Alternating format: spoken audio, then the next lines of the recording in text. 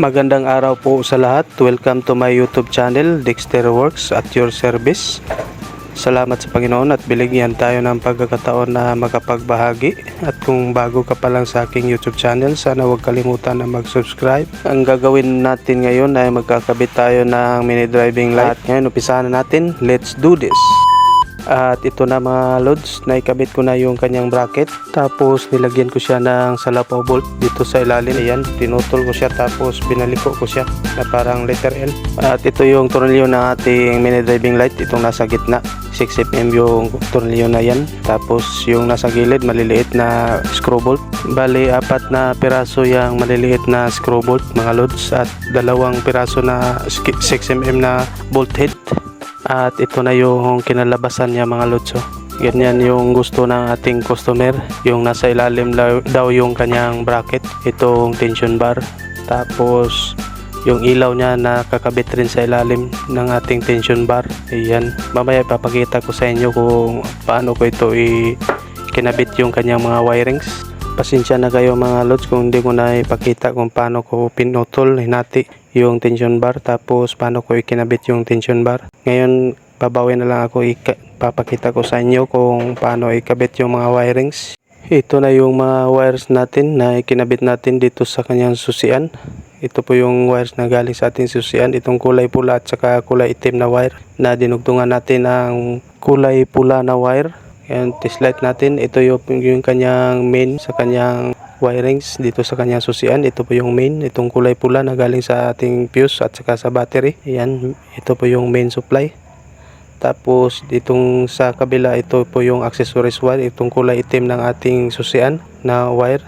Pag inon natin yung susi, papasukan siya ng positive supply o maglalabas siya na magbabato siya ng kuryente. Dito sa accessories wire, itong kulay itim na wire ng ating susian. At dito sa ating relay, naikabit na natin yung number 30 ng ating relay. Itong kulay pula na wire dito sa ating main. At itong kulay pula na wire, ikakabit natin dito sa kulay dilaw na wire dito sa number 85. Ito po yung ikakabit natin dito sa number 85 ng ating relay. Itong kulay dilaw na wire, putulin lang natin yung kulay pula na wire at saka balatan natin itong dilaw na wire ng ating relay. Ito po yung number 85 ng ating relay. Kakabit natin dito ngayon sa accessories wire dito sa ating susian, dito sa kulay itim na wire na dinugtungan natin ng kulay pula na wire. Ngayon ikakabit natin at ito na, naikabit na natin mga loads yung accessories wire dito sa number 85 ng ating relay, dito sa kulay dilaw na wire ng ating relay, kasi ito po yung number 85 ng ating relay. Huwag tayong bumase sa kulay mga loads ng ating mga wire dito sa socket ng ating relay. Kailangan talaga tingnan natin yung mga numero ng ating relay mismo, kasi meron yung mga numero para hindi tayo magkamali sa pag-connect ng ating mga wire. Kasi paiba-iba yung mga kulay ng wires ng ating socket dito sa ating relay, depende sa nabili natin. Kaya kapag bumili tayo ng ibang brand ng socket ay iba rin yung mga kulay, lalo na yung ceramic, iba yung kulay niya. Ngayon mga loads, maghanap tayo ng negative supply o ground dito sa kanyang harness wire. Kaya inipit natin yung test light clip dito sa positive supply ng ating ignition switch, itong kulay pula na wire dito sa ating susian. At kapag negative yung hinahanap natin, kailangan umilaw yung light tester natin kapag tinapat natin dito sa may green na wire dito sa ating harness wire o sa ground o sa body ground. Dahil dito sa body ground yung pinakamadaling paraan para magkabit ng ground or dito sa kanyang chassis mga loads. Dahil naisip natin na dito na lang ilagay yung ground dito sa kanyang chassis or dito sa kanyang body ground. Magkakabit tayo ngayon ng wire. Ito kasama ng relay na mga wire, itong kulay itim. Kasi maganda ito kasi meron na itong I-terminal. Tanggalin ko lang itong tornilyo niya dito na nakakabit sa chassis. Ayan, natanggal na natin mga lods yung tornilyo niya dito sa chassis. Hindi ko na ibinalik yung tinanggal natin na tornilyo kasi masyadong mahaba. Pinalitan natin ng maikli na tornilyo para mas madali siyang higpitan. Madali nating higpitan at madali rin natin tanggalin. In case na maglagay tayo ng cover dito, temporary lang itong nilagay natin dito kasi wala pang cover itong motor ni customer. Ngayon subukan natin kasi tapos na natin naikabit yung ground. Ayan, umiilaw siya at saka yung test light clip natin kinabit natin dito sa positive supply. Ayan, okay na mga lods. Ito na yung output ng wire nating ground, no? Itong kulay itim na wire. Nag-lose contact yata kasi ayan ang umilaw. Ayan, lose contact pala. Lumuwag lang pala yung test light clip natin. Meron na tayong body ground mga lods. Itong dalawang wire mga lods na kulay itim, ito po yung body ground natin. Pag maghahanap kayo ng ground mga lods, ito lang yung gagawin ninyo. Iipit nyo lang yung test light clip sa positive supply. Tapos yung tester nyo mismo, itapat nyo sa gusto nyong gawing ground. Or kung gusto nyong mas madali, dito na lang sa kanyang chassis o sa body ground nyo ilagay. Tapos na nating naikabit yung ground dito sa ating relay, dito sa number 86 ng ating relay. Ito po yung number 86, 30, itong kulay pula. At nilagay natin itong isa dito sa accessories wire, itong number 85 na wire, 86. At itong kulay berde, ito po yung 87 ng ating relay. Mamaya ikakabit natin yan sa ating 3-way switch. Balutin lang muna natin ito ng electrical tape. Itong number 85 ng ating relay. Itong connect natin na wire na dinugtong natin sa accessories wire para hindi siya mag-ground dito sa ating body ground o sa negative. At saka itong dinugtungan natin ng wire dito sa ating chassis o body ground. Balutin na natin ng electrical tape for safety mga lods para hindi siya mag-ground o dumikit sa ibang positive na connection para maiwasan natin na masunog itong mga wire.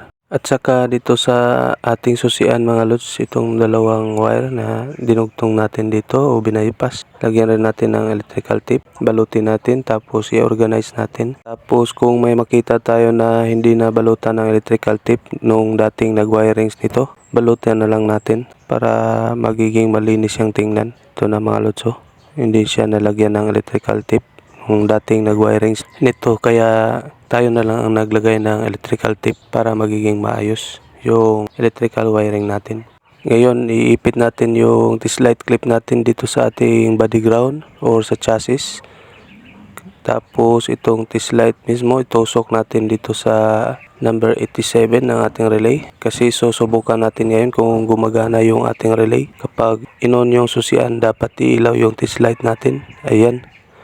Kapag umilaw yung test light natin, kapag inon yung susian, tapos nakatusok itong tester natin dito sa number 87, ibig sabihin gumagana yung ating relay. Nag-function na yung ating relay. Ready na siya para sa ating 3-way switch at saka sa ating mini driving light mismo. Ngayon, ang gagawin natin ay pagsamasamahin lang natin itong mga parehong kulay dito sa ating mini driving light mismo. Itong tatlong wire. Itong kulay pula na wire at saka kulay dilaw na wire at yung kulay itim na wire. Pagsamasamahin lang natin yung mga parehong kulay dito sa ating wire ng ating MDL o mini driving light mismo. Itong kulay itim mga lods, pagsamahin lang natin itong parehong kulay itim na wire. Ito po yung wire na galing sa ating ilaw mismo o mini driving light. At itong kulay pula mga lods, pagsamahin lang natin itong kulay pula na wire. At saka itong kulay dilaw mga lods, pagsamahin lang natin itong dalawang kulay dilaw. Ayan. At itong kulay itim, ito yung ground natin dito sa ating ilaw o negative. Ikakabit po natin ito sa ating body ground. Kumuha ko ng wire mga lods kasi hindi aabot yung wire. Kaya dugtungan natin ng wire itong kulay itim na wire ng ating mini driving light para umabot dun sa ating body ground kasi maikli yung wire ng ating body ground. At para malagyan siya ng allowance, magkaroon ng allowance. Kapag niliko-liko natin, hindi siya matanggal yung wiring connection natin kasi meron siyang allowance at hindi siya maunat yung mga wire. At para hindi siya mag-lose contact at tumagal pa yung wiring connection natin. At saka yung MDL, hindi siya madaling mapundi. Balutin ko na rin ito ng electrical tape. Tapos dito sa ating relay, itong kulay berde na wire, itong dalawang wire, putulin lang natin itong dalawang socket dito sa ating kulay berde na wire dito sa ating socket. Ito po yung number 87 ng ating relay. Pagsamahin lang natin itong dalawang wire na kulay berde dito sa socket. Tapos ikabit natin ito sa ating common wire ng ating 3-way switch. At hanapin natin yung common wire dito sa ating 3-way switch. Yung common wire dito sa ating domino switch o 3-way switch ay kulay asul. Importante talaga na mahanap natin yung common wire dito sa ating 3-way switch o domino switch para ma-distribute niya ng maayos yung kuryente at mag-function yung dalawang high and low beam dito sa ating mini driving light. Kasi kapag na-connect natin sa hindi tama o hindi common wire yung ating 3-way switch, yung ating number 87 ay hindi mag-function yung isa, yung either low beam or high beam. Isa lang yung mag-function kapag ginamit natin yung switch. Ino natin yung high and low beam ng ating switch, pero yung isa hindi siya iilaw, yung ating mini driving light, kasi hindi natin na connect sa tama o hindi natin na ilagay sa common wire yung ating number 87 or source na ating positive supply. Kasi importante talaga na malagay natin sa common yung ating positive supply dito sa ating 3-way switch, sa common wire talaga, para mag-function yung high and low beam or yung kulay dilaw at saka kulay puti na ilaw dito sa ating mini driving light. Kasi merong iba't ibang uri ng 3-way switch o magkaiba yung kanyang kulay sa ating 3-way switch kapag iba rin yung gagamitin natin. Tulad nitong domino switch, meron dalawang uri ang domino switch. Pareho lang sila 3-way switch pero merong magkaibang kulay dito sa kanyang mga wire. Meron ding domino switch na merong dilaw na wire, pula at saka itim. At saka meron ding domino switch tulad nitong ginamit natin. Ito yung original na domino switch. Itong merong kulay asul at saka kulay brown at saka kulay itim na wire dito sa ating 3-way switch o domino switch. At yung isang domino switch na may kulay dilaw ay class A yun.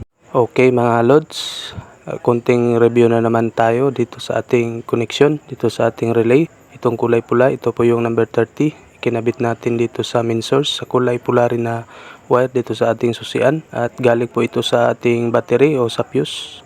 Nilagay natin dito sa number 30 at ito sa kabila, itong kulay dilaw. Ito po yung number 85 ng ating relay. Kinabit natin sa accessories wire dito sa kulay itim na wire dito sa ating susian. Ito po yung accessories wire dito sa Honda Wave, yung kulay itim na wire. Tapos dito sa kabila, ito po yung number 86. Kinabit natin sa chassis o dito sa body ground. At itong isang wire dito sa ating body ground, kinabit natin sa kulay itim na wire sa ating mini driving light mismo. Ito po siya mga lods. At itong dalawang wire dito sa ating mini driving light, itong kulay pula at saka kulay dilaw na wire, kinabit natin sa ating 3-way switch dito sa kulay brown wire at saka kulay itim na wire. Tapos itong kulay asul na wire dito sa ating 3-way switch, kinabit natin sa number 87 ng ating relay dito sa kulay berde na wire. Ito po siya mga lods. Kabit natin sa number 87 na wire kasi ito po yung positive output dito sa ating relay. Magbabato siya ng kuryente patungo sa ating 3-way switch. At ito na, naikabit na natin yung 3-way switch. Dito siya natin inilagay sa ilalim ng kanyang choke dito sa ating handle switch. Yan, meron siyang maliit na tornilyo dyan sa ilalim. At ito na yung posisyon ng ating 3-way switch mga lods. Okay lang siya dito sa ilalim kasi hindi siya sagabal na sa ating kamay. At dahil tapos na nating na-connect lahat yung mga wirings, i-organize na lang natin itong mamaya. Ngayon subukan muna natin. Pabuksan natin ang ilaw dito sa may-ari. Ayan, high and low beam, kulay dilaw at saka kulay puti. Okay na, nag-function lahat. At na-organize ko na yung mga wires dito sa ating relay mga lods. Ito na yung position niya mga lods. Dapat nasa itaas yung relay at saka yung socket nasa ilalim para yung tubig ay hindi siya ma-stack up dito sa ating relay. Madrain lang siya automatically. Ikakabit ko lang tong cover niya dito sa harap. Ngayon final testing tayo dito sa ating ginawa dito sa pagkakabit natin ng mini driving light. Subukan natin yung high and low beam. Ayan, yung high kulay dilaw, low beam itong kulay puti. Ayos, okay na mga lods. Thanks for watching. Ride safe sa lahat. Peace, I'm out.